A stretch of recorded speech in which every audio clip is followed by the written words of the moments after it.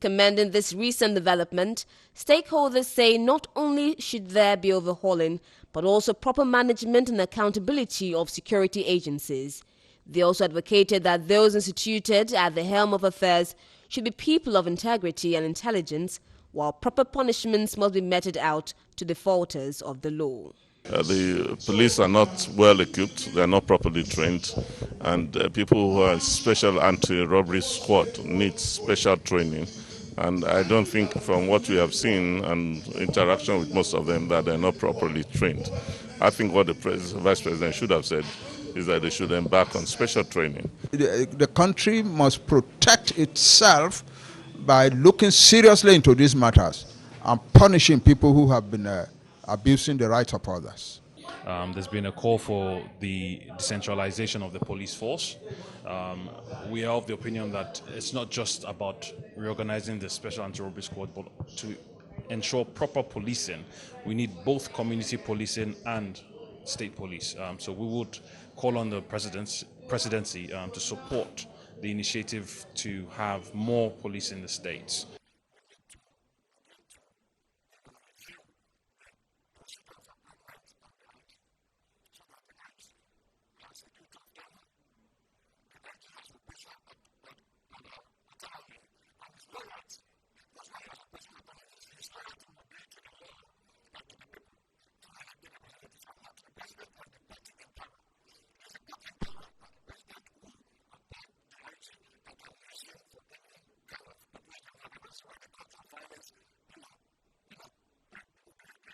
Meanwhile, the Lagos State Police Commissioner, Imohimi Edgar, is calling for patience from members of the public as the police is determined to make sure the rights of citizens are upheld. Calling on Lagosians to please exercise patience with the force.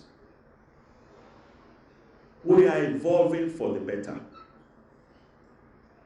And the good thing is that the present crop of senior officers are open to partnership, open to ideas.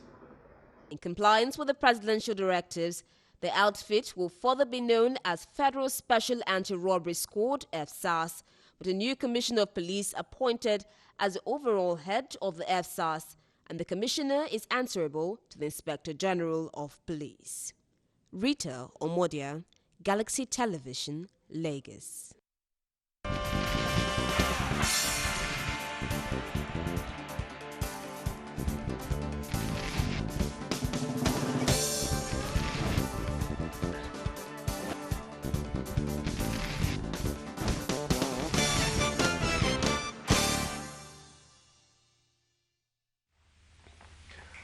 All right, welcome back from that report. We were looking at police reforms on the show this morning, and we have a security consultant joining us. He is the CEO of Security 247, Richard Amoa. Thanks for joining us on Galaxy. Thanks for having me. Good morning, and it's good to have you here. Thank you so much. Okay, let's get your own reaction concerning this whole thing about this police reforms of a thing. Police reform or police rebranding, whatever you call it. The truth of the matter is that you don't cut a tree you want to remove. You don't cut it from the middle, you cut it from the root. If you have a cancer, the doctor want to treat you and go straight, operate you and take the cells out. I think the SARS reform is more like the surface stuff. This is not the first time we're talking about police reform. I can tell you that. And it will be the last. Yes, I've been in the industry for over 20 years. We've heard so much about police reform, and it comes back. I think, for me, what Mr. Acting Vice President did there, that now Vice President, to me, I call it political statement or something. Well, how so? How so in the sense that you don't do it, you don't say you want to reform SARS, and the same IGP that is the head of the police, why this SARS is messing up, is he going to be the one to be on top of the show? For me, I think it's not just only SARS need to be rebranded or rejiggy, any word you want to use. I think the entire police system. SARS is part of the system. SARS is just taken for the police. It's okay. You are going to be under so department. And if for several years Nigerians are crying, why does it have to take Nigerians to say we don't want SARS anymore? before the federal government came up with the fact that, okay, let's rebrand SARS. So to me, as a consultant and as a security person, understanding what we are in right now, the amount of insecurity in Nigeria today, the killings, is mind-boggling. Okay. It doesn't need to happen. So it's not just about rebranding SARS. So it's about it's about going back to the fundamental, going back to why is police system the way they are? What can we do? Is it the recruitment? Is it the training? Is it the welfare? What is it? There's so much. You see, don't forget again. I only tell people that we deserve the kind of police we have, because Nigerian police is not taken from. It's taken from Nigeria. They're not from outside the country, so they are a reflection of us. I tell people that we make police what they are, and that's the truth of the matter. So if we now say, okay, let's reform SARS, fine. Let's reform it, but let's look at the shape it's going to take. Is it going to be re-education? Is it going to be, are they going to give them new policy? Are they going to give them new procedure? Are they going to give them new standard of operations? Speaking of SOP, standard of operation and procedures, for most people who don't really understand, is SARS living up to its usefulness right now? I mean, what was the intention for creating SARS in the first instance, and so forth, with all this police brutality and all of that we see, and harassment of innocent Nigerians? Are they living up to what they should be doing, really? Let's not forget the fact that SARS have done very well in the past, by trying to help out in curbing the issue of armed robbery. You see, the creation of SARS is to help the real police to penetrate the criminals and get them out. Unfortunately, you start seeing SARS on the street. You start seeing SARS, telling you to bring your laptop and doing all kind of thing. SARS was supposed to be undercover agent, going to all the bars, going to the hotels, dressed like those guys, the way they dress, look like the way they look, have your tattoo, have your earring, fine. But I think, and they take a lot of risks too by doing all those things. But over time, I think they've gone beyond their standard of operation. So I think that's the issue. So for me, when they say end SARS, I say the point is not ending SARS. The end is let's rejig it and let's bring back, let's retrain them. Let's look at the standard. Let's look at what they need to do. Don't forget again, Nigeria is operating on that. We're under policing. With SARS, with the normal police, with mobile, we are seeing about 350,000 taking care of over 200 million people. It's still under police. So those guys are overwhelmed. So we need to look at it in all these things. And again, the system too, is it helping these people? So now, with this rebranding of SARS, they said their goal is for kidnapping and for armed robbery. It's no more for some other things they do. Now, they are not going to do stop and search.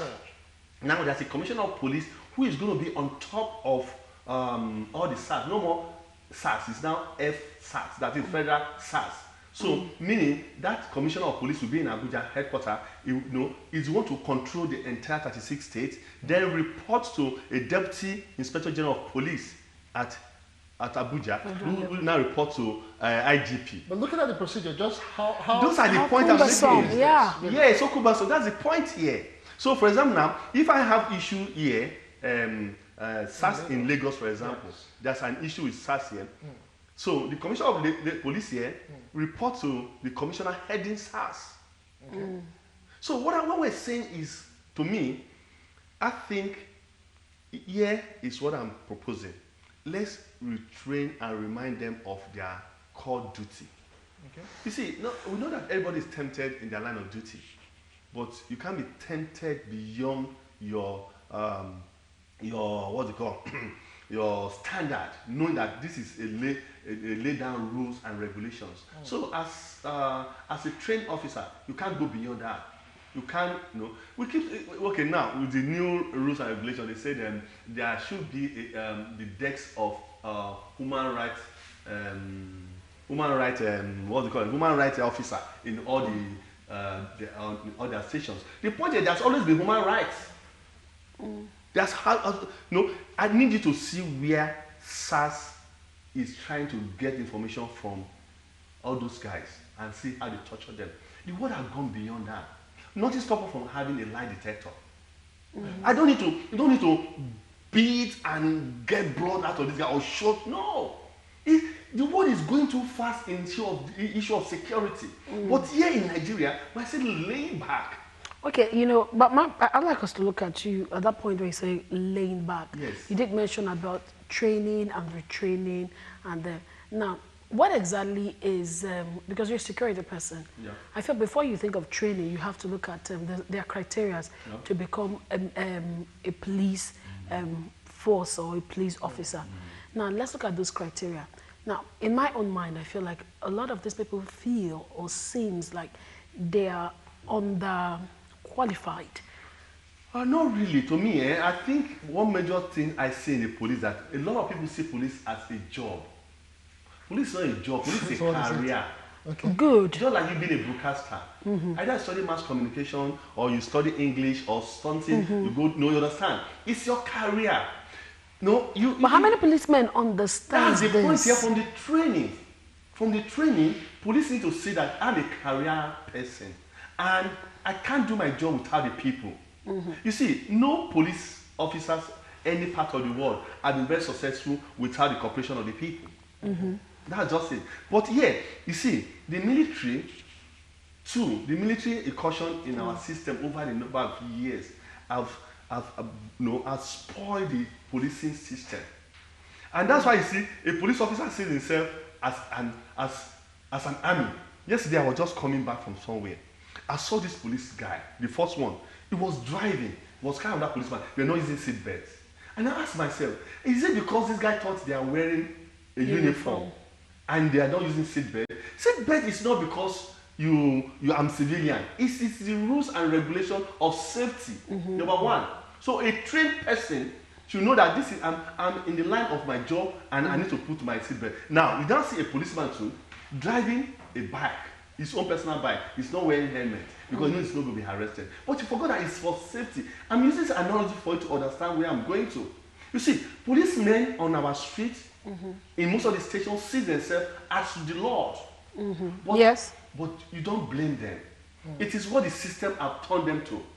Okay, now, since you're talking about reformation, and I know that there's a path for training, Yes. I also feel we still lack physical fitness when it comes to police. Yes.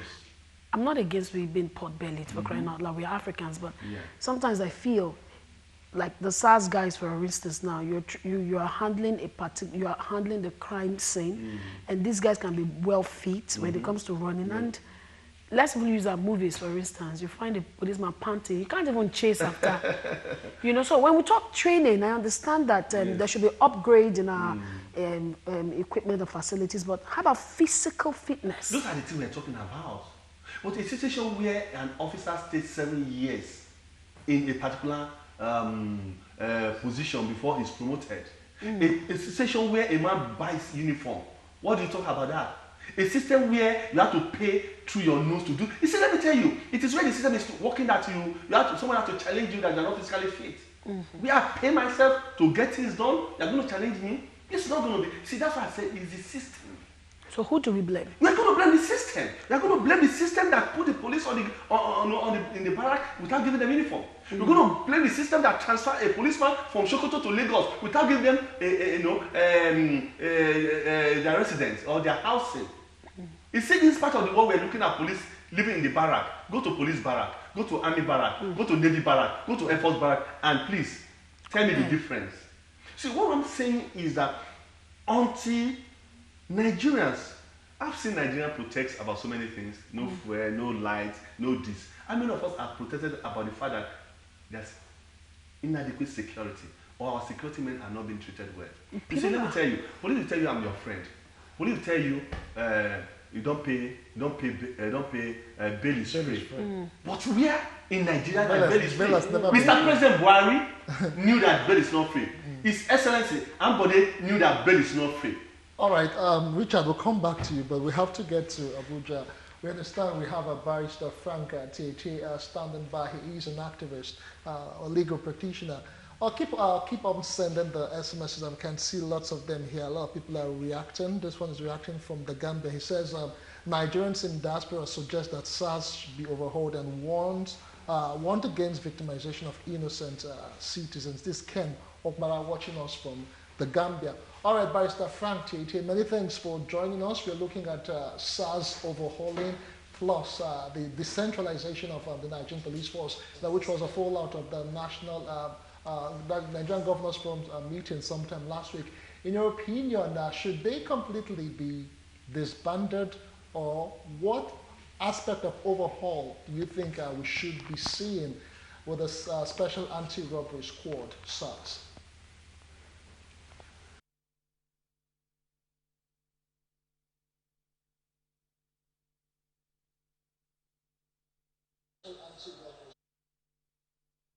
All right, thank you for having me. It's my pleasure, as always. Well, you see, SARS has constituted a very terrible scar with regards to the human rights status of the Nigerian government. And as such, it is not debatable whether it should be disbanded or not. In fact, it should have been outrightly disbanded. We shouldn't be talking about, reforming SARS. Not too long back, the Inspector General of Police had, embarked on certain reformations of SARS before the acting president also made the last pronouncement. All of these things are needless, they are cosmetic, they are unnecessary, they are without any effect. Now, SARS has a very terrible reputation for brutality, for ruthlessness, for utter disregard for the human rights of Nigerians. And that's shameful, because as a police force should pride itself with how much it is acceptable by the society that it protects. Unfortunately, SARS has enjoyed the reputation of having known to be, to be, not only brutal, but, to the extent that it enjoys it, that it becomes commercially advantageous to it, because, people, apart from government officials, people now also approach SARS to collect debts for them, or to be used to punish their own enemies.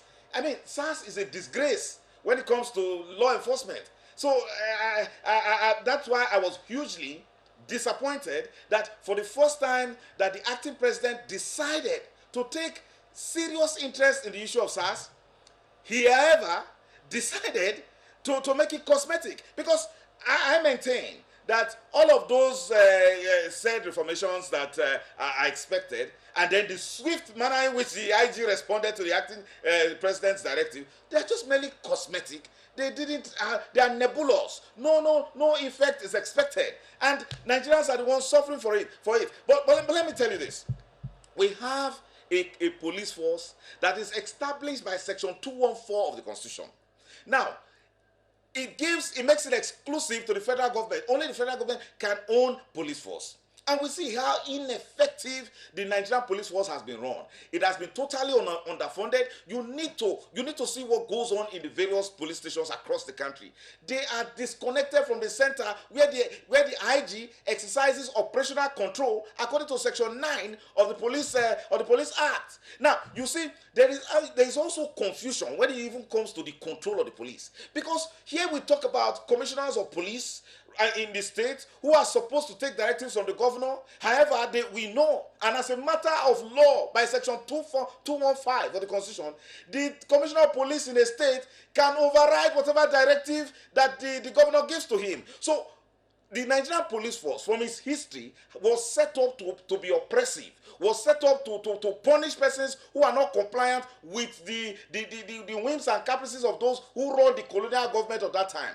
And that culture of running an oppressive police force is still to date. So until we come to a point where we would contemplate so seriously a constitutional amendment for the purpose of actually, making Nigeria to have a friendly a friendly police force that is responsive to the security needs of the people. A police force that realizes that it is directly responsible to the people, for the protection of the people, and cooperates with the people. Not this kind of police force that is operating like an occupation force. Look at the way they treat ordinary Nigeria. Look, it is not my opinion. The opinion of the average Nigerian is that the policeman is not his friend. Now, particularly with SARS, SARS has enjoyed a reputation to be known as a dreaded police unit. And what that amounts to is simple. What you are making citizens, especially the renegade and deviant citizens, to be more hardened.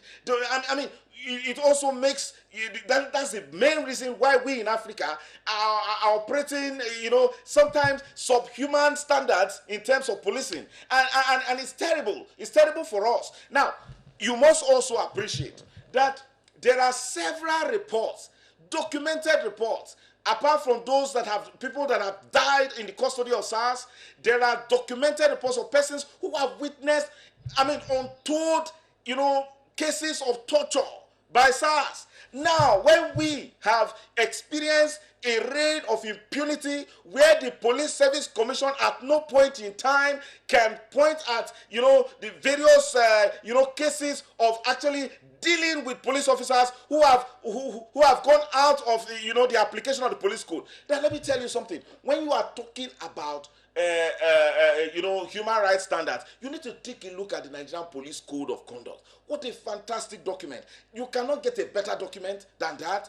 When you talk about reformation, that document has been in existence, but nobody makes reference to that. Policemen, it's as if there is a rule among them not to ever imbibe anything that is contained in the police code. A fantastic document. However, so I don't think we are going to have a better reformation than what we have in the police code when it comes to police operational conduct. However, for police to be more responsive, there is no doubt, there is no questioning the fact that there is, an absolute urgent need for us to have the, state police. And, the painful part of it is that this is a government that I looked up to with so much expectation when it purveyed the fact that they were going to they were going to carry out, police reforms, and they were going to establish state police. Now it is, it is incomprehensible that we can no longer understand why this government is opposed to state police.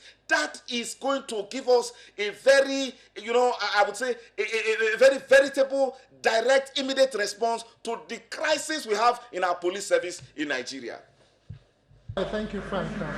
Uche, you have a question for him before we round up? Yeah, he has actually answered a bit of it.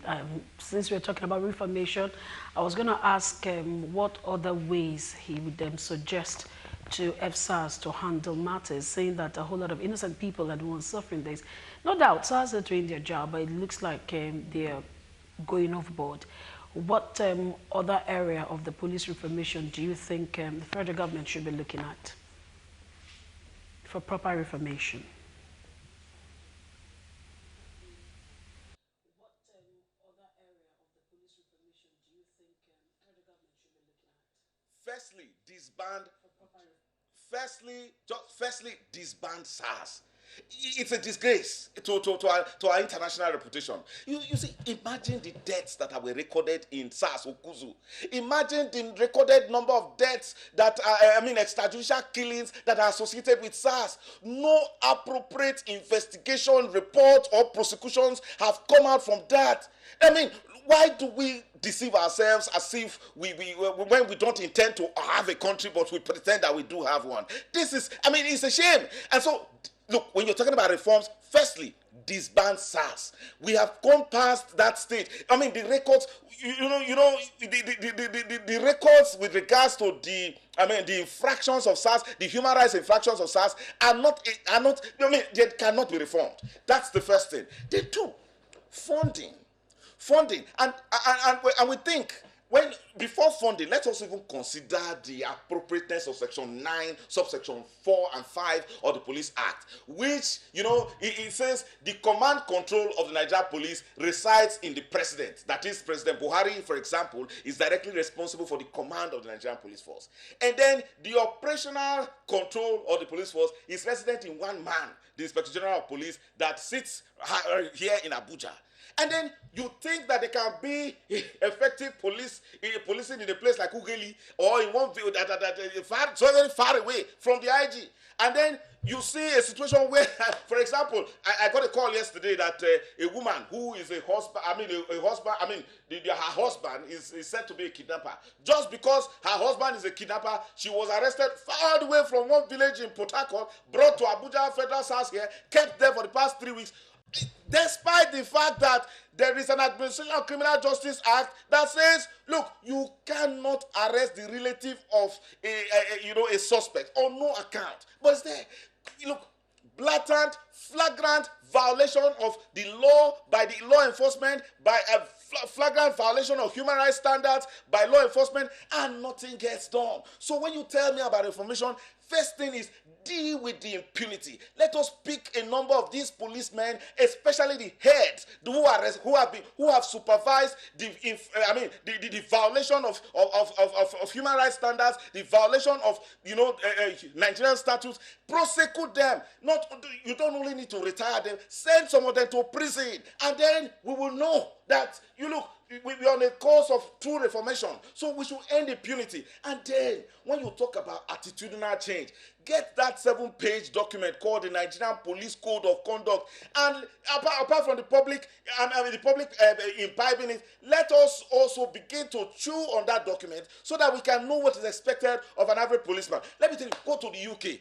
You go to the UK as a tourist, you take pride in taking pictures with the British police. For goodness sake, the tourist will see a Nigerian policeman and he will run away. In fact, a Nigerian will be ashamed to even get close to a policeman. In fact, the policeman in certain cases will not be happy, will not be confident to put on his own uniform. That cannot be so. So there is a need for attitudinal change, not only among the policemen, but among the members of the public. There is need, and then this is very important. We cannot keep on playing to the gallery. We cannot keep on being hypocritical about the issue of state police. It is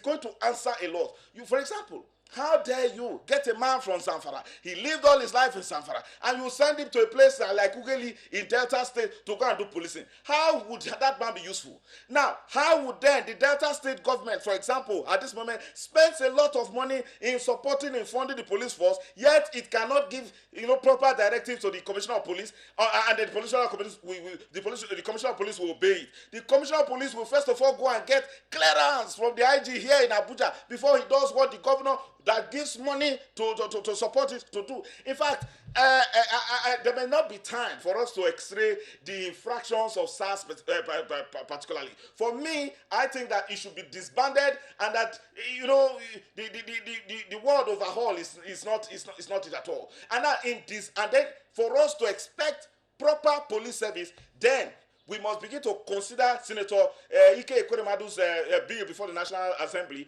for the purpose of ensuring that there is state police. That is going to be the answer. I must say a very big thank you to Barrister Frank Tete, who joined us from Abuja. He is an activist. We're going to move forward to decentralization, which is what he has hammered on, although he was calling for the disbandment completely of the Special Anti-Robbery Squad. But before we get into that, Ifeanyi Ayozje sent us a message from N'Djamena in Chad. He says, I think that if the CP can go back and review the initial aim that led to the formation of SARS and also engage them from time to time, information and lecture more. Also, most of them are just illiterate and don't know what human right is all about. This one says, the SARS guys are the real criminals. Imagine stopping you on the road, searching your pockets, checking your privacy, and asking you to withdraw money from the ATM. If you don't give them money, you will enter their car by force, ask you to bend low straight to where you want. Like, they need to be stopped immediately. Sheyi from Kwara State.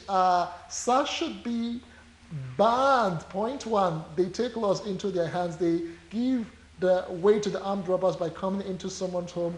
No uniform, okay, you didn't complete your thought. What Barrister Tete said, there has not been any prosecution in deaths recorded in the hands of SARS. Federal government should disband SARS. Overhauling is not the solution.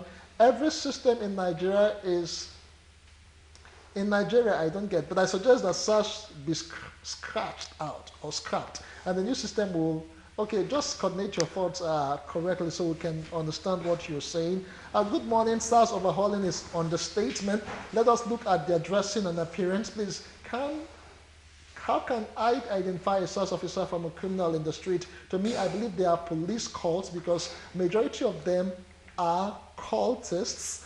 SARS should be dissolved and the new department with the new policy should be established. They don't investigate, rather they extort not only money but evidence, or take evidence by torture.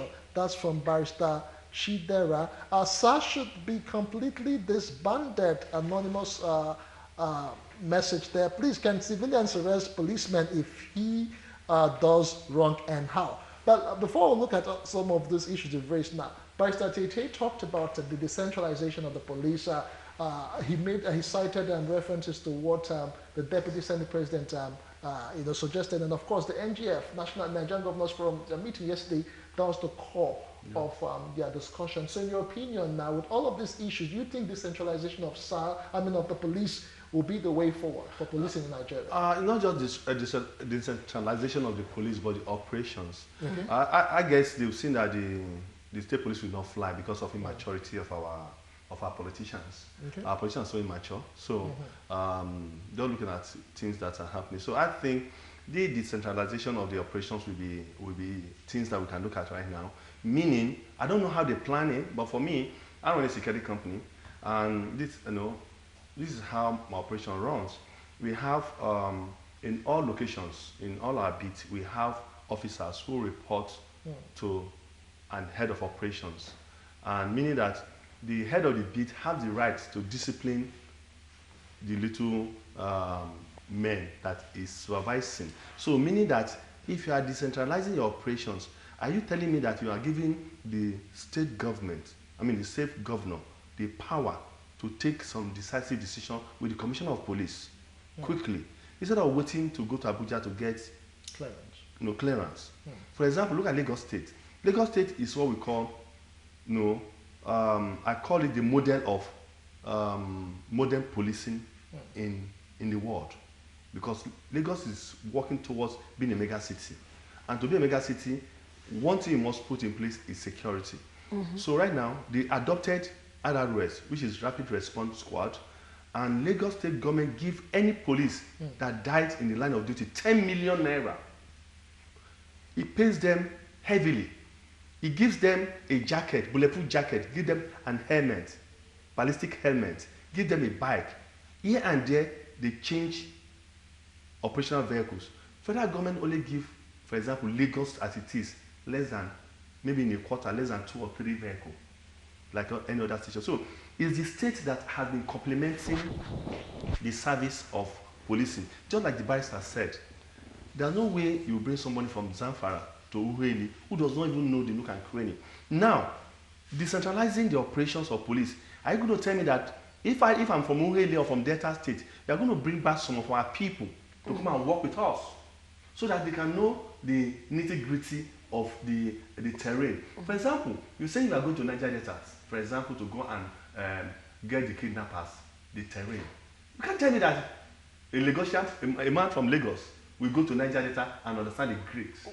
But if you bring their own person, they understand the Greeks. So what I'm saying here is that the issue of police, like you said, is not really banning SARS entirely. It's like I'm saying we should ban the entire police. You see, there are so many issues with the police, and I've said it here, it is the system. Until we realize, you see, it's that situation where Mr. President appoints IGP should stop. You understand? It should stop. There's no way he who pays the piper does what? It says it's tune. Yeah. That it is. Look at what's going on with FIB and Trump over there. They have their say, and they are saying it the way it is. How many police officers can say the way it is in Nigeria here? You understand? That's why you see, DSS could go and say they are locking down National Assembly. See, the institution need to work. One, there's an institution where let me tell you something, and to our listeners. When Goodluck came to power, it was Boko Haram. Okay.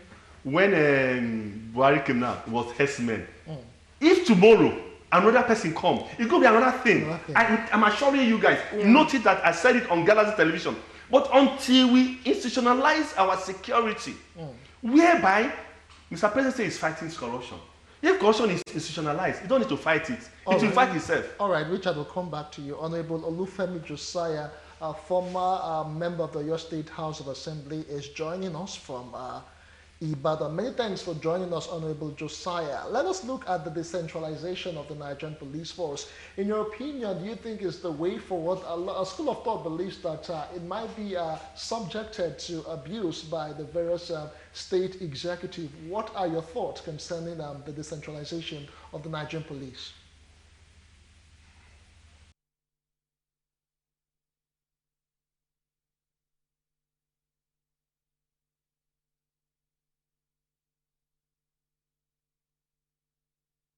Has been long in waiting.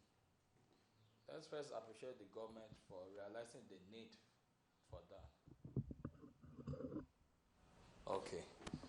I went through the police reform before the National Assembly, and there are about 7 main agenda in the reform, vis-a-vis the modernization of the Nigerian police from the one established by the colonial masters, the establishment of community policing, the establishment of guiding principle to monitor the operations of the police, amongst some other expectations. But there was a critical element missing in the whole reform. I'm not sure if you are aware that state policing is not to be considered in the proposed reform by the government. And for me, that is the most important aspect of the reform that we were expecting. So it's like the government is trying to create a kind of palliative measure, not dealing with the problem from the grassroots. I'm an advocate of state policing because if you say the governors are the chief security officers of states, they must be able to exert authority on the apparatus of the police security, which presently we are not seeing. And from what I read in the reforms proposal before the National Assembly, the state policing aspect is not included. The community policing aspect is included, but we ask a question, who is going to coordinate the activities of community police? Is it the local government, or is it still going to be administered from the center like we are witnessing today? Because if we say community policing, it means that members of community will have to work hand in hand with the police. So are we still going to be waiting for the Inspector General of Police to give directives on the way such activities should go? So it beggars a lot of questions and sincerity on the part of the government, from my own point of view. The model, let me use Lagos State as a case point. The state has actually been looking very well policed in recent times. A lot of people believe it's because of the inputs and the state government has actually put there with the establishment of the State Security Trust Fund and all the funding the government has done so far in Lagos State. Our guest in Lagos feels that we're not really ready for state policing. But in your opinion, looking at what stands right now from the various states across the 36 states, in Nigeria, do you really think other states will be as forthcoming as Lagos State is right now if the issue of state police actually is granted?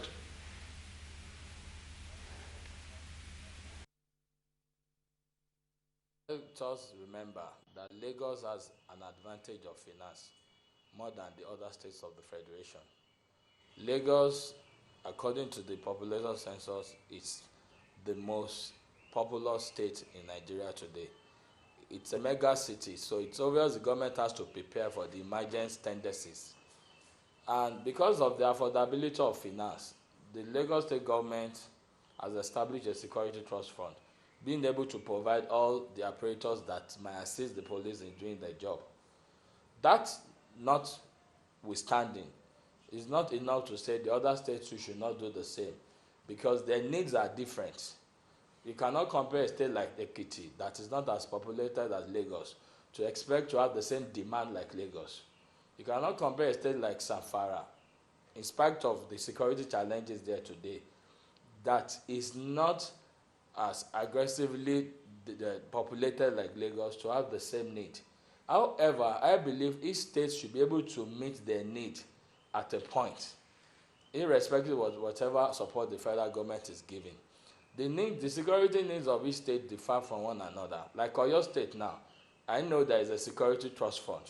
I know the government is making effort to install CCTV cameras, even if they've not been able to do it. But at least there is an effort on ground towards that. So what I want to say emphatically is this, that the states are asking for state policing, that some of us feel it is high time state government have its own police. I think this government should be able to make provision for the need of such establishment if eventually it comes to pass. Having said that, you asked the other time, how can we guarantee that it will not be mismanaged? As we speak to you, the federal police is being mismanaged by federal government. It's a human nature. Over time, we will get there. But in a situation whereby all of us have to rely on the directive of the Inspector General of Police on how the administration of security should be managed in our community, I don't think it's in order. So the fear of abuse, it's a human thing. If you have a good governor, he will not abuse the police. If you have a wrong person in government, he's likely to abuse the police.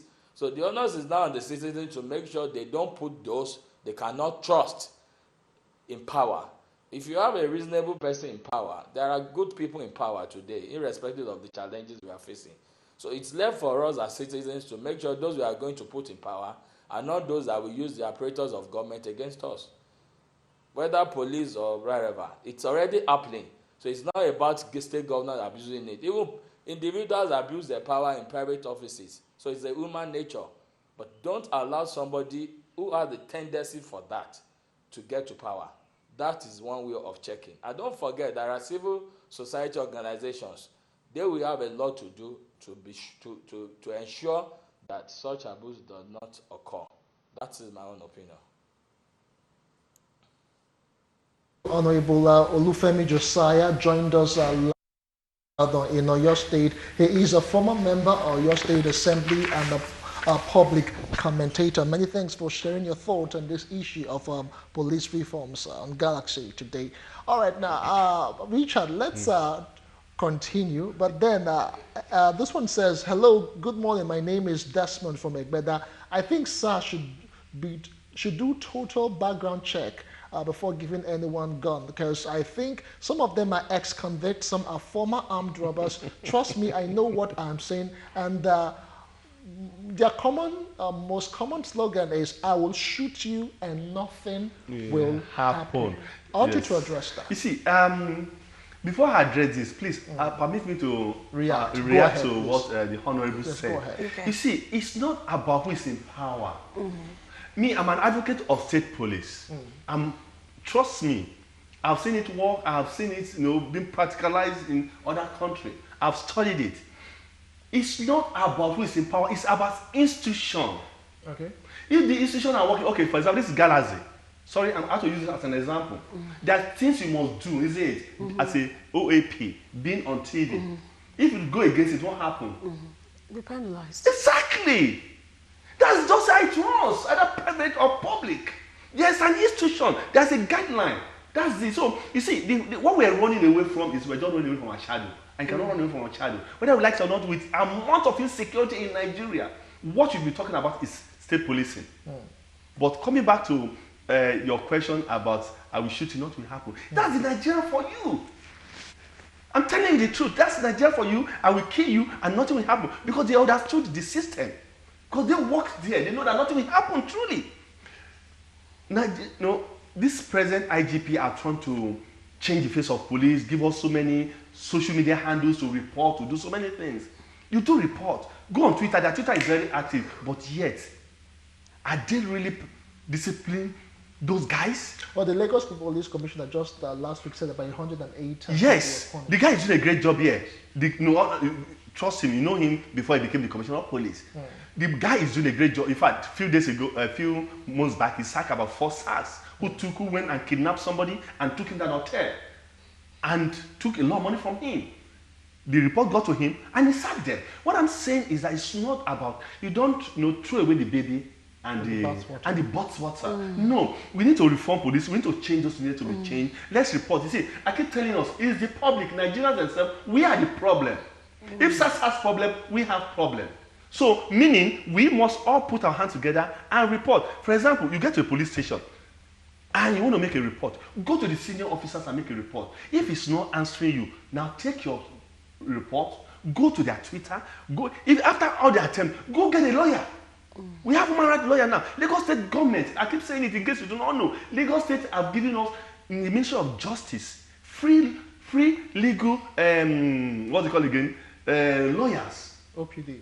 Yes, go there and say, sir, I felt that somebody is sitting on my right and I need help. I don't have the money. And they will take up your case. But we're not taking these opportunities. Okay.